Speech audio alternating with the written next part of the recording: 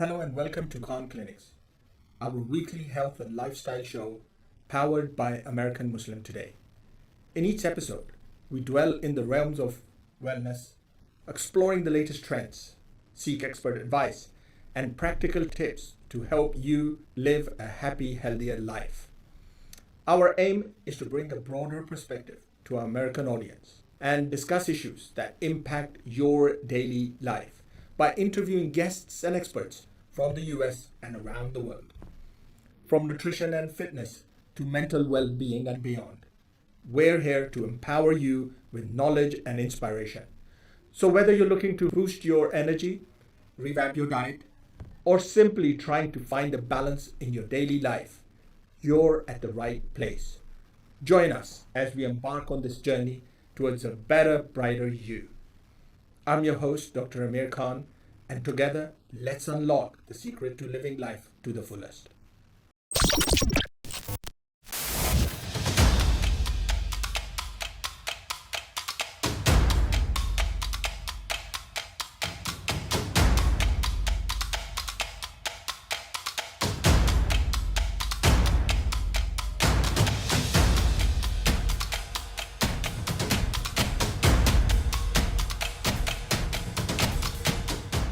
Hi and everyone, we're starting our weekly podcast today. So today we're excited because we have a very interesting topic. It's really a topic that's not been addressed a lot, let alone it being for adults. In children is sort of non-existent.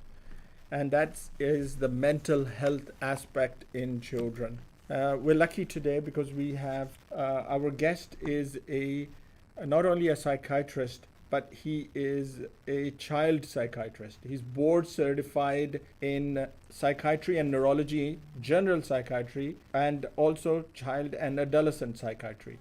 He's also has another board in preventive medicine. He currently lives in Missouri and he's a practicing physician there, Dr. Faheem Arain. So Faheem, welcome to our podcast today. Most of us only ever share the good things. We don't like to share how we really feel. Every morning when I wake up, negative thoughts stream through my head. Getting out of bed and pretending I'm okay takes all the energy I have. As the day goes on, the negative thoughts turn from a stream into a river. The water rushes through my head so loudly it's hard to concentrate in lessons. And some days it's so bad it feels like a waterfall that's trying to pull me over the edge. Everything is so overwhelming. I didn't think my friends would understand if I told them how down I was feeling. But when Sasha opened up to me about how stressed she was feeling, I told her. I wasn't sure how to bring up how I'd been feeling, so I started by saying that I didn't feel like myself. Just her listening made me feel like she understood. She told me some things that had helped her, so I tried them too, but it didn't make much of a difference. Even when I tried to be around my friends, I felt alone. The things I used to enjoy weren't fun anymore. I was really worried about Andre and not sure what to do. He was quiet and wasn't hanging out with us like he used to. So I asked our head of year for some advice. He suggested I get Andre to speak to him since his negative feelings weren't going away. I didn't want to speak to our head of year, but I also didn't want to keep feeling so down, so I went. He said that sometimes we have overwhelming feelings that can be more intense than our everyday feelings. These feelings hang around for a long time and change the way we feel, think, and behave. They can stop us doing what we want to in life. That's what I was going through.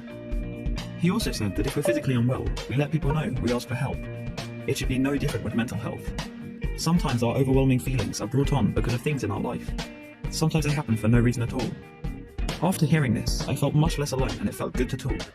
Scientists have found exercise can help when you're feeling low, so our head of year encouraged me to sign up to the school football club, which Sasha was already in. I still have days when the river is there, but now I'm beginning to understand my mental health. I'm learning how to cope.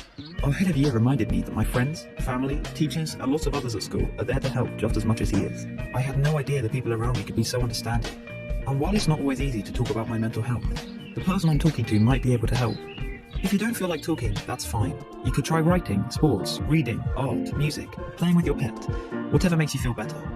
If you're the person someone talks to when they're struggling, just listen with no pressure or judgments. You don't have to have the answer. If you feel unsure about anything, you can speak to a trusted adult. Talking about mental health doesn't have to be difficult. After all, it's something we all have. Dr. Faheem, we wanted to just start off with this topic. It's in reality a very, very sensitive topic.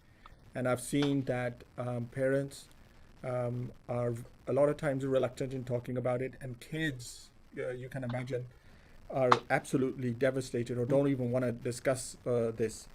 I know it's a very vast topic, so just for our viewers, we're going to just try to break it down to three important components. One is going to be about anxiety and depression in kids. The second aspect will be about video gaming and what impact is that having on our teens and our children, and then other specific illnesses. So we'll just break it down. But we'll start off with this issue of this issue is not being addressed a lot, and that is in anxiety and depression. And I want to just throw out some statistics for you so we can have a look at and then discuss.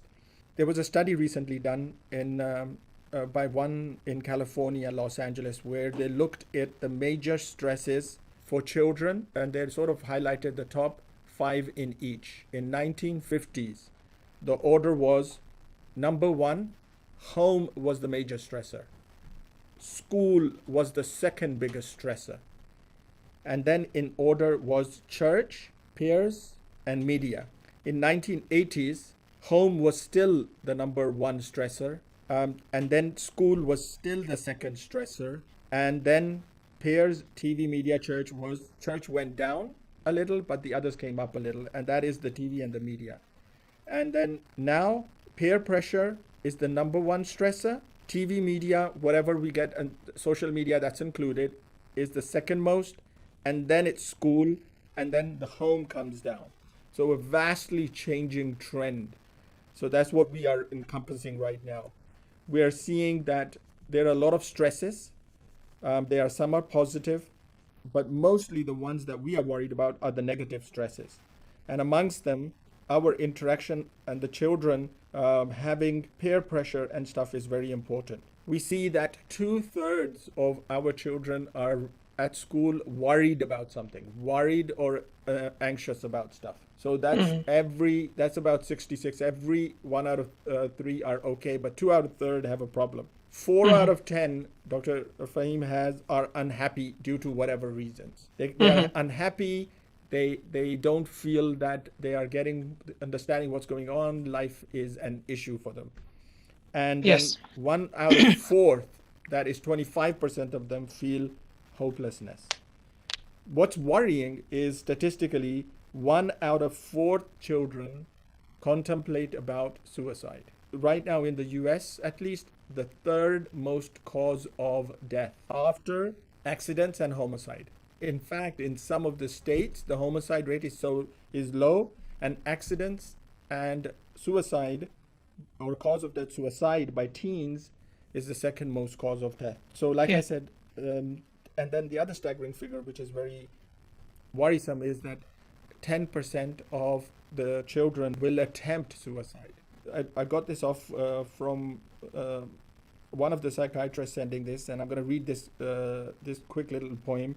It says, this is by an actual girl writing something about something that the parent, actually the teacher, found. And she goes on and to say, once upon a time, there was a girl who lived on lies. She wanted to hurt. She wanted to die. She even attempted suicide. But the plastic people who said they cared didn't give a damn about what she dared. They didn't know, and she wouldn't share. She can't tell anyone what she fears. She can't live anymore and get near. The parents say every day, ignore it, dear. It will go away. But also it doesn't. It gets worse every day. And more she hates feeling this way. Her face a cold mask, waiting for someone to ask. But no one dare, because no one knows about this nice girl whose month stays clear.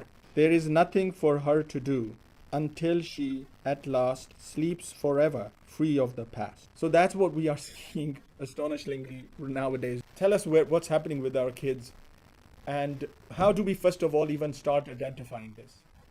There has been children we have seen are living in tremendous amount of stress.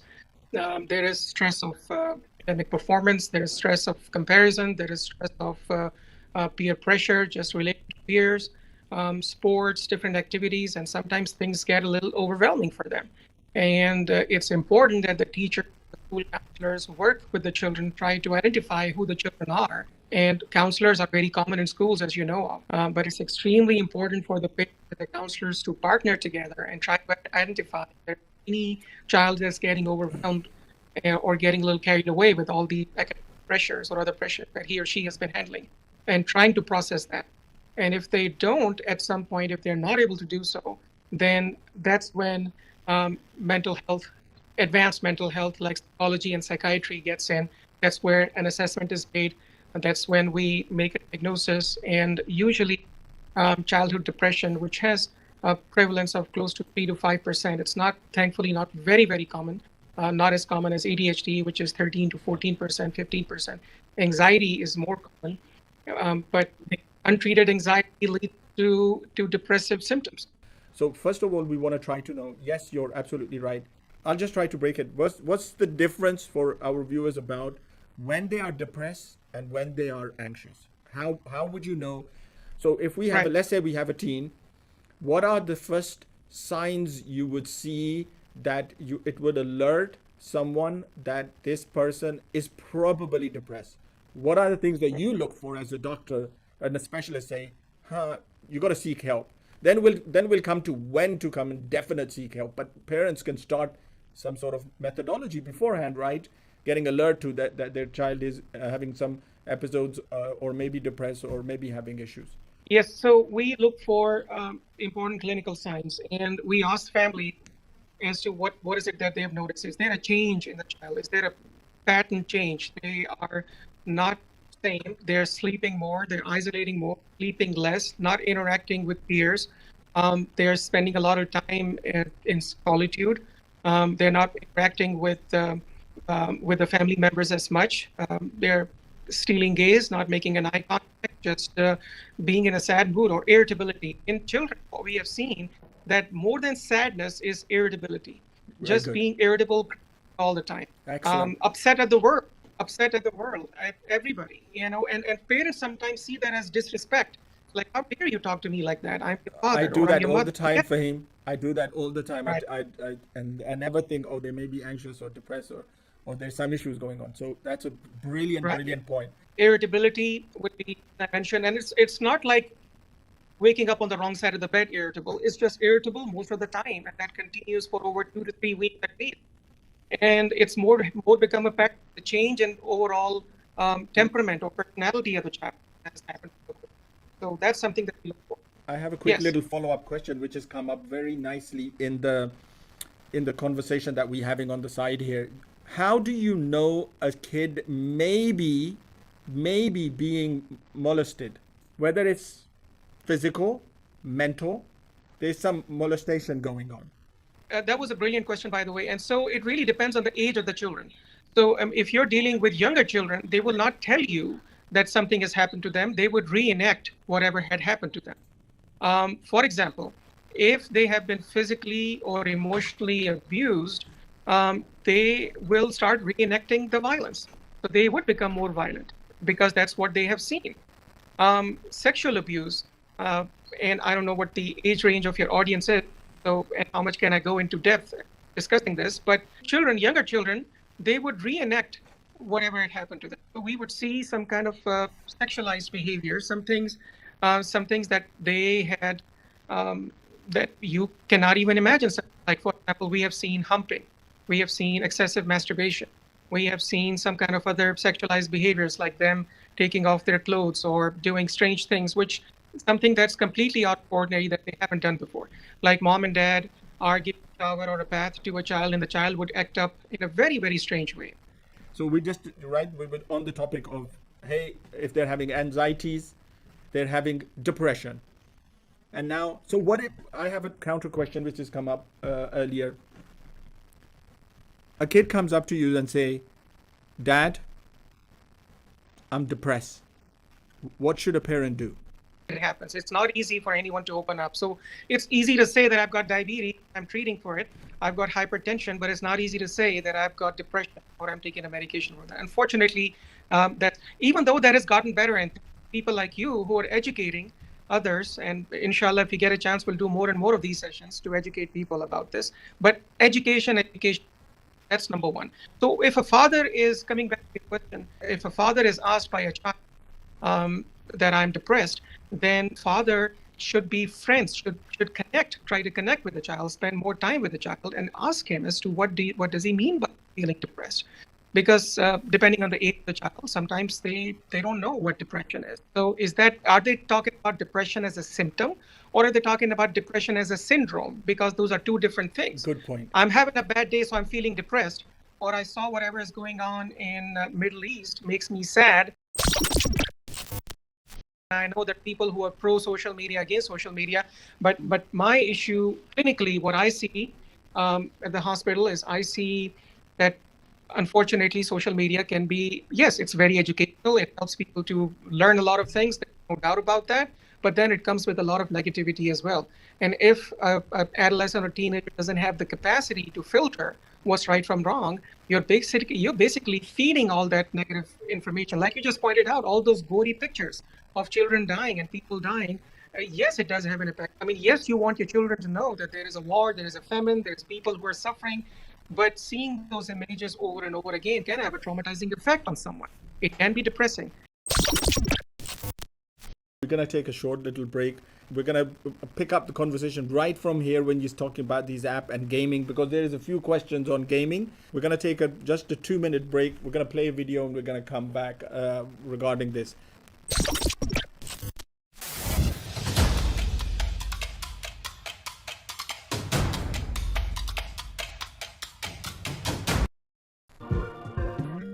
Most of us only ever share the good things. We don't like to share how we really feel. Every morning when I wake up, negative thoughts stream through my head. Getting out of bed and pretending I'm okay takes all the energy I have. As the day goes on, the negative thoughts turn from a stream into a river. The water rushes through my head so loudly it's hard to concentrate in lessons. And some days it's so bad it feels like a waterfall that's trying to pull me over the edge. Everything is so overwhelming. I didn't think my friends would understand if I told them how down I was feeling. But when Sasha opened up to me about how stressed she was feeling, I told her. I wasn't sure how to bring up how I'd been feeling, so I started by saying that I didn't feel like myself. Just her listening made me feel like she understood. She told me some things that had helped her, so I tried them too, but it didn't make much of a difference. Even when I tried to be around my friends, I felt alone. The things I used to enjoy weren't fun anymore. I was really worried about Andre and not sure what to do. He was quiet and wasn't hanging out with us like he used to. So I asked our head of year for some advice. He suggested I get Andre to speak to him since his negative feelings weren't going away. I didn't want to speak to our head of year, but I also didn't want to keep feeling so down, so I went. He said that sometimes we have overwhelming feelings that can be more intense than our everyday feelings. These feelings hang around for a long time and change the way we feel, think, and behave. They can stop us doing what we want to in life. That's what I was going through. He also said that if we're physically unwell, we let people know, we ask for help. It should be no different with mental health. Sometimes our overwhelming feelings are brought on because of things in our life. Sometimes they happen for no reason at all. After hearing this, I felt much less alone and it felt good to talk. Scientists have found exercise can help when you're feeling low, so our head of year encouraged me to sign up to the school football club, which Sasha was already in. I still have days when the river is there, but now I'm beginning to understand my mental health. I'm learning how to cope. Our head of year reminded me that my friends, family, teachers, and lots of others at school are there to help just as much as he is. I had no idea the people around me could be so understanding. And while it's not always easy to talk about my mental health, the person I'm talking to might be able to help. If you don't feel like talking, that's fine. You could try writing, sports, reading, art, music, playing with your pet, whatever makes you feel better. If you're the person someone talks to when they're struggling, just listen with no pressure or judgment. You don't have to have the answer. If you feel unsure about anything, you can speak to a trusted adult. We're going to come back for the second part, and we're going to discuss we want to talk about a little bit about this issue of gaming. How much time is enough? How do we address that issue of gaming addiction? When do we know it's becoming an addiction? And then what should we do about it? They need to be recognized, for example, and this is a very good podium to have that discussion. Internet gaming disorder, by the way, has now been officially included as a behavioral addiction for the first time ever in the history of medicine. Really? It's now in DSM-5. Yes. Okay. And you know, there was addiction to pornography, sex addiction, those kind of things that people get treated for nowadays. But IGT or internet gaming it has become an issue and has been linked as a diagnosis for which people seek treatment. It is very, very challenging just trying to restrict them. And Yeah. it is very, very gaming is and such. When do you know it's become an addiction and now you need to do something about it? And then what are the treatments for it? Yeah. I tell parents to be parents. I tell them that I don't want you to be a cop or a police officer or a law enforcement, but you are the father and father and mother, by the way, you work as a team, you can't work alone. And you tell them that video game is not a babysitting tool. Playing system is not a babysitting tool.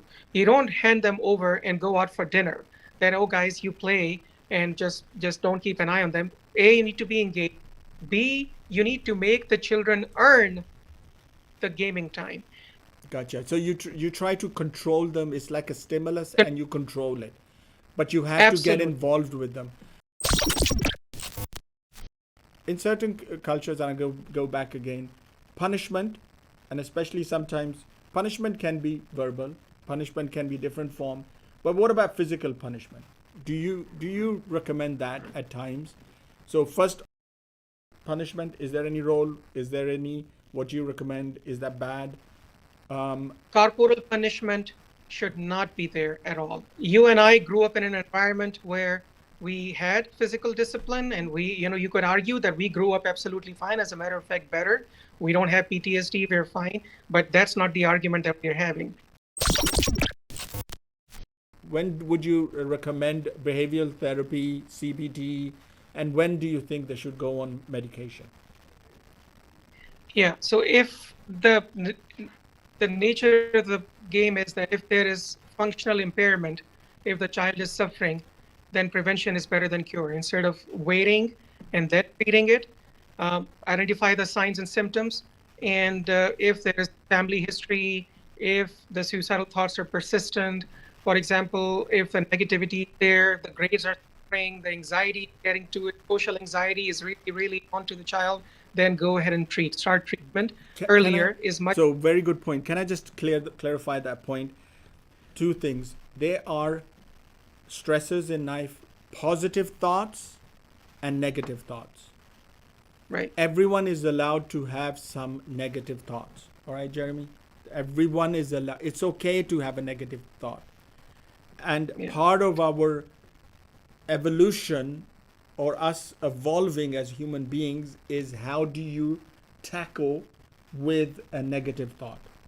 All right? Right. You try to go towards positive thoughts as much as you can, but you gotta tackle the negative thoughts. And that's what's mental health all about. Like you were sleeping well and you can't now. You were eating well and you can't now. You used to enjoy your friend's company and you can't now. Then you know there is a problem. And that's when you know that you gotta treat that. That's the take-home message with this conversation. Faheem, thank you very much, my friend. Appreciate it a lot.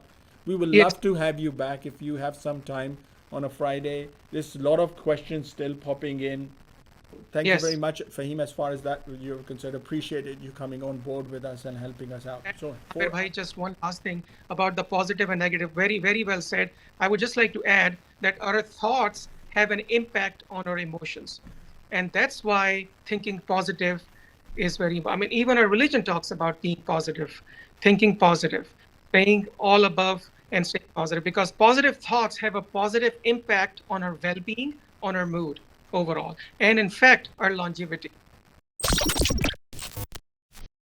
Thank you very much once again. Thank you, my friend, coming on and giving us this brilliant, brilliant talk. I think everyone sort of enjoyed it so much.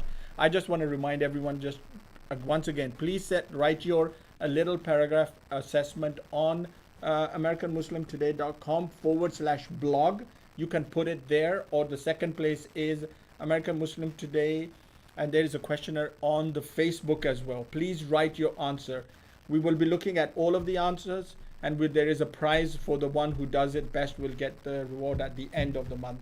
So appreciate all of you. Please do write that, and then I'm going to send some of them back to Dr. Faheem as well, that what the audience has understood. We look forward to your responses.